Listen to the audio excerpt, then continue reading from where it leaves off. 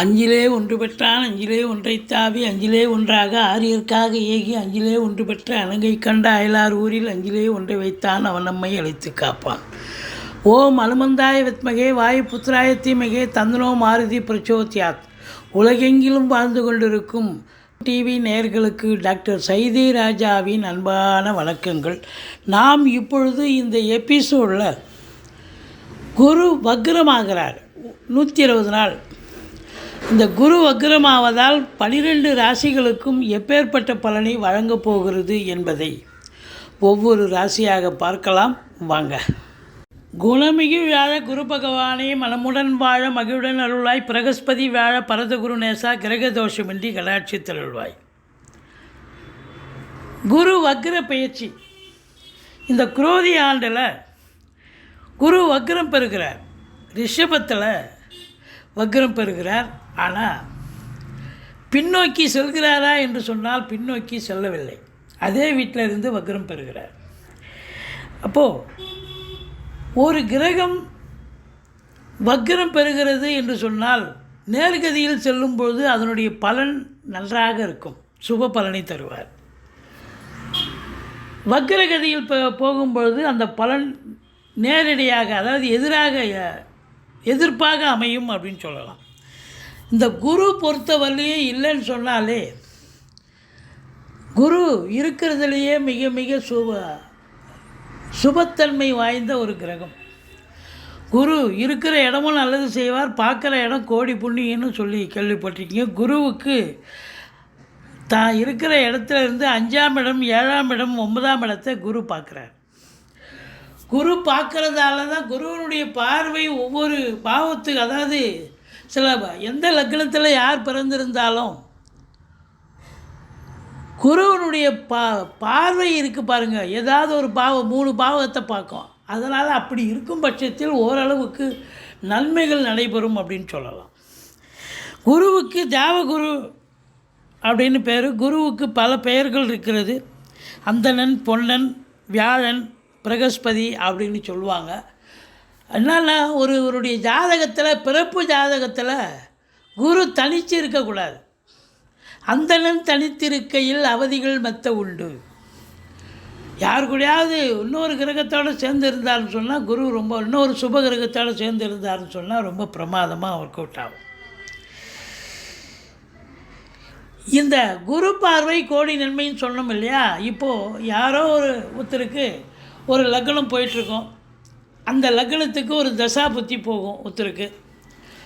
எந்த தசாபுத்தி, அதை ஒரு கடக லக்னம்னு வைங்க, செவ்வாய் என்னுடைய தசாபுத்தி போகுது அப்படின்னா, செவ்வாயை குரு பார்த்தாலோ குரு சேர்ந்தாலோ அந்த நடக்கிற தசாபுத்தியை, புத்திநாதனை குரு பார்க்குறார், இல்லை குரு சேர்ந்திருக்கிறார், இல்லை குரு சாரம் பெற்றிருக்கிறார்.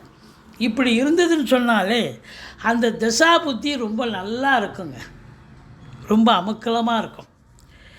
அப்படி இந்த குருவனுடைய நிலை பார்த்திங்கன்னா, ஒரு தீய கிரகம் இருக்குது, தீய கிரகத்தினுடைய தசாபுத்தி நடக்குது. அப்போது குரு பார்வையில் இருக்குதுன்னு சொன்னால் அந்த தீய குணங்கள் அந்த அளவுக்கு இருக்காது, ஓரளவுக்கு நன்மைகள் நடக்கக்கூடிய ஒரு சூழல் ஏற்படும் அப்படின்னு சொல்லலாம். குரு பாருங்கள், உச்சமடைகிறது கடகத்தில் உச்சமடைகிறார். நீச்சமடைகிறது மகரத்தில் நீச்சமடைகிறார். ஆட்சி பெறுவது தனுசு, மீனம். இதில் பார்த்தீங்கன்னு சொன்னால், இப்போது ஒரு கிரகம் ஆட்சி பெற்றிருக்கு. இப்போ தனுசு மீனத்தில் குரு ஆட்சி பெற்றிருக்கார். ஆனால் வக்ரம் ஆயிட்டார் அப்படின்னு சொன்னால், குருன்னு போட்டு போட்டு ப்ராக்கெட்டில் போட்டிருப்பாங்க வக்ரம்னு, இல்லை இங்கிலீஷில் ஆர்னு போட்டிருப்பாங்க, ரிவர்ஸ்.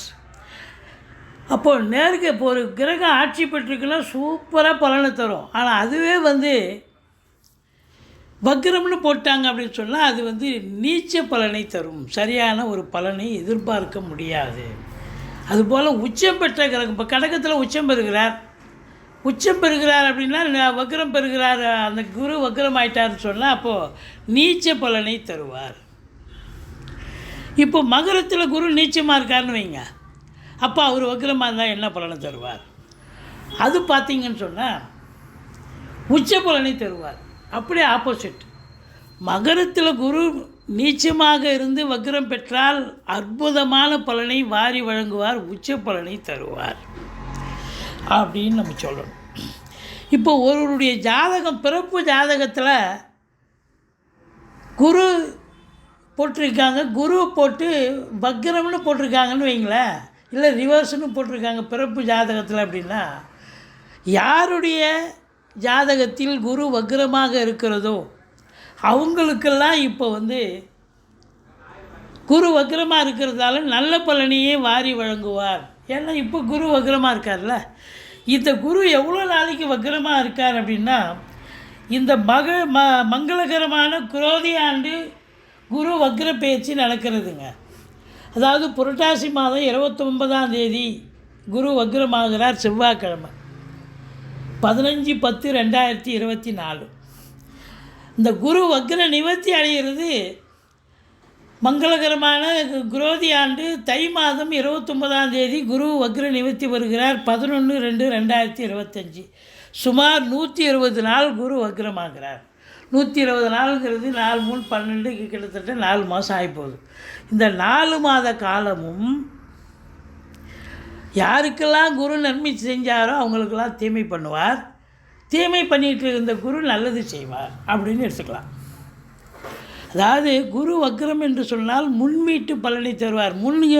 அந்த குரு மேஷத்துக்கு வரணும்னு அவசியம் இல்லைங்க, அங்கிருந்து வக்ரமாக இருந்தாலும் அது வக்ரம்தான். அப்போது இந்த குரு பகவான் பொறுத்தவரையிலையும் வக்ரமாக இருக்கிற காலங்கள் இந்த 120 நாள் 15/10/2024 11/2/2025 வரைக்கும் சுமார் 120 நாள்.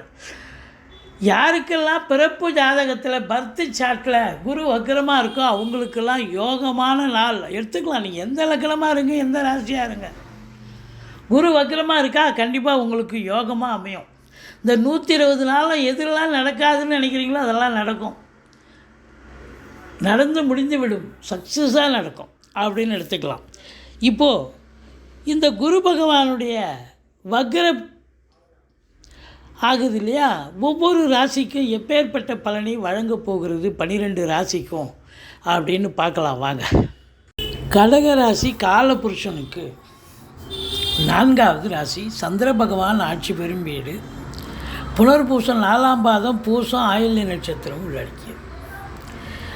குரு பகவான் இது நாள் வரைக்கும் உங்களுக்கு 11ஆம் இடத்துல இருந்து அமக்கலமாக நல்ல ஒரு வருமானத்தை கொடுத்தார். என்ன தான் அஷ்டமத்து சனி ஒரு பக்கம் ஓடிட்டு இருந்தாலும் குரு பகவான் உங்களுக்கு சாதகமாக இயங்கி கொண்டிருந்தார்.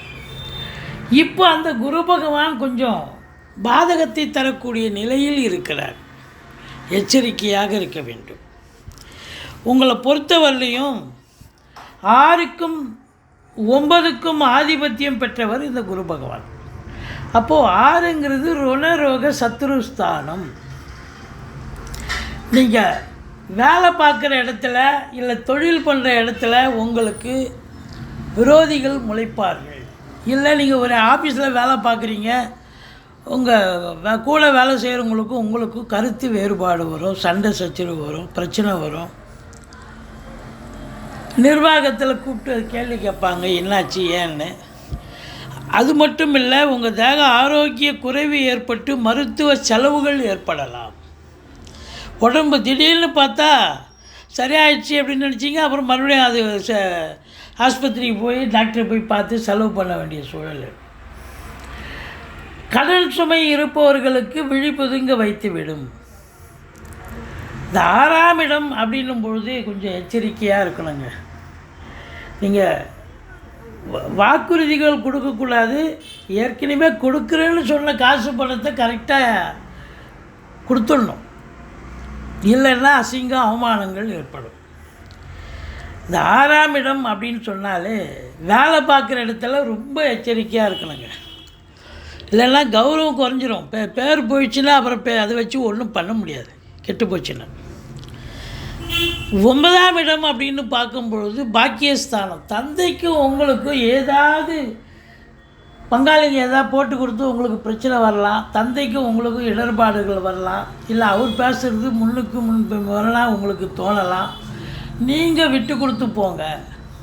இல்லை வெளியூர் வெளிநாட்டுக்கான ஒரு பயணத்துக்கான ஒரு அடித்தளம் போட்டிருப்பீங்க. அது வந்து பதில் வருமானு எதிர்பார்ப்பு காத்திருப்பீங்க, வராது.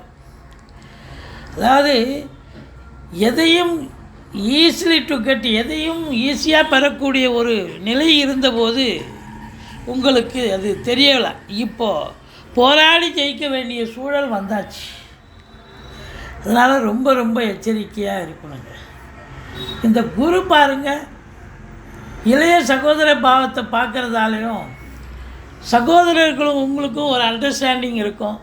எடுக்கிற காரியங்கள் காலதாமதம் கூட ஆகலாம், சக்ஸஸ் ஆகும்னு எதிர்பார்க்க முடியாது. மற்றபடி 5ஆம் இடம் பூர்வ புண்ணியஸ்தானம். அப்போ 5ஆம் வீட்டில் பூர்வீகத்தில் கூட பிரச்சனைகள் வர காரணம் இருக்கிறது. யாராவது உங்கள் சொத்துக்கு ஆட்டையை போடுறதுக்கோ தயாராக இருப்பாங்க. எச்சரிக்கையாக இருங்க. அதனால் உங்களை பொறுத்தவரையிலையும் தொழிலில் இது நாள் வரைக்கும் நல்ல ஃப்ரீயாக வேலை பார்த்தீங்க. உத்தியோகத்துலேயும் நல்ல மேலதிகாரி சக ஊழியர்கள் பாராட்டுதலோடு வேலை பார்த்தீங்க. ஆனால் இப்போ பார்த்தா திடுதுப்புன்னு ஒரு ப்ரெஷர், ஒரு டென்ஷன், ஒரு பரபரப்பு, வேலை பார்க்க முடியாத ஒரு சூழல். மேலதிகாரிக்கும் உங்களுக்கும் பிரச்சனை, இல்லை சக ஊழியர்களுக்கும் உங்களுக்கும் தகராறு, அப்படி வேலை பளு அதிகமாக இருக்கும். இல்லை வேணும்னே பண்ணுறாங்கப்பா, எனக்கு இவ்வளோ வேலையை கொடுத்துருக்குறாங்க, இது எப்படிப்பா செய்ய முடியும் அப்படிங்கிற அளவுக்கு உங்களுக்கு வேலை பளு இருக்கும். ஏற்கனவே 10ஆம் இடத்தை சனி பார்க்குறார். இன்னும் வந்து உங்களுக்கு குரு வக்கரமாக இருக்கிறது. ரொம்ப ரொம்ப வேலையை விட்டு வந்துடலாமா, ரிசைன் பண்ணிடலாமா, வேலையே வேணாம், வேலைக்கு போகலாமா அப்படிங்கிற அளவுக்கு ஒரு சிலருக்கு இந்த 120 நாளில் ஒரு நிலை ஏற்படும். அதனால் அவசரப்படாதீங்க, பல்ல கடிச்சிக்கிட்டு ஓட்டுங்க. மற்றபடி வருமானம் அதாவது வருதான்னா வருமானமும் டிலே தான் ஆகும். எதிர்பார்த்த வருமானம் வராது, ஒரு டிலே இருக்கும். அப்போ வந்து உங்களுக்கு எச்சரிக்கையாக தான் இருக்கணும். இந்த கடகராசி அன்பர்களுக்கு ஏற்கனவே வந்து உங்களுக்கு அஷ்டமத்து சனி, ஆனால் அவர் வக்ரகதியில் இருக்கிறது ஒரு நல்ல பலனை தருது. குரு 11 இருந்தது, நல்ல பலனை கொடுத்தது. ஆனால் இப்போ இவர் வக்ரமானது எதிர்மறையான பலனை தரப்போகிறது. இந்த 4 மாத காலமும் இந்த கடகராசி அன்பர்கள் பார்த்தீங்கன்னு சொன்னால், இந்த நீதித்துறையில் வேலை பார்க்குறவங்க, மற்றபடி ஸ்பிரிச்சுவல் அரசு, அதாவது கோயிலில் குருக்களாக இருக்கிறவங்க, கோயிலில் வேலை பார்க்கக்கூடியவர்கள், இவங்கள்லாம் ரொம்ப எச்சரிக்கையாக இருக்கணும். ரொம்ப ரொம்ப விழிப்புணர்ச்சி தேவை. மற்றபடி நீங்கள் இந்த கடகராசி அன்பர்கள் குருவை வழிபாடு செய்யுங்க. குரு தட்சிணாமூர்த்திக்கு வியாழக்கிழமை தோறும் கொண்டைக்கடலை அர்ச்சனை பண்ணி நைவேத்தியம் பண்ணுங்க. நல்ல ஓரளவுக்கு நல்லது நடக்கும். ஆனாலும் இந்த 4 மாத காலம் கடகராசி அன்பர்கள் கொஞ்சம் விழிப்புணர்ச்சியோடு தான் இருக்கணும்.